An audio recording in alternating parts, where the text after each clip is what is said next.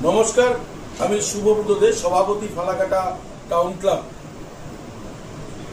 ফালাকাটার সমস্ত ফুটবল প্রেমী মানুষ, তরাই ডুয়ার্স, আলিপুরদুয়ার জেলা, উত্তরবঙ্গের ফুটবল প্রেমী, ক্রীড়া প্রেমী মানুষদেরকে আহ্বান রাখছি।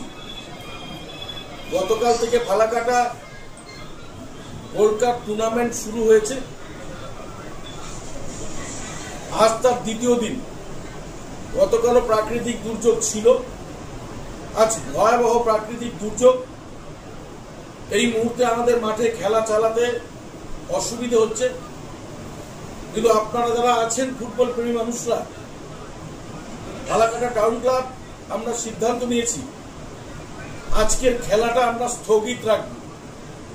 এত প্রাকৃতিক দুর্যোগের মধ্যে আমাদের খেলা চালাতে অসুবিধা হচ্ছে।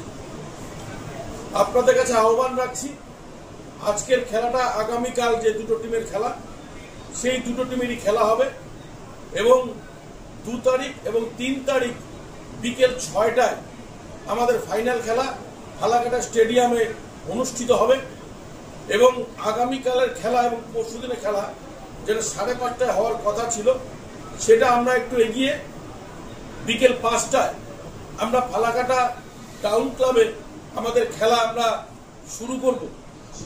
প্রাকৃতিক দুর্যোগের কারণে আমরা এই সিদ্ধান্ত নিতে বাধ্য হলাম। আমরা ফালাকাটা টাউন ক্লাব, প্রতিটা টিম আমাদের মধ্যে চলে এসেছে। সবগুলো টিমই ফালাকাটার বিভিন্ন হোটেলে আছে। আপনাদের কাছে অনুরোধ, আমরা যেটা কথা দিয়েছিলাম, যে সমস্ত টিম, প্রত্যেকটা টিমই আমাদের ফালাকাটায় এসে পৌঁছেছে।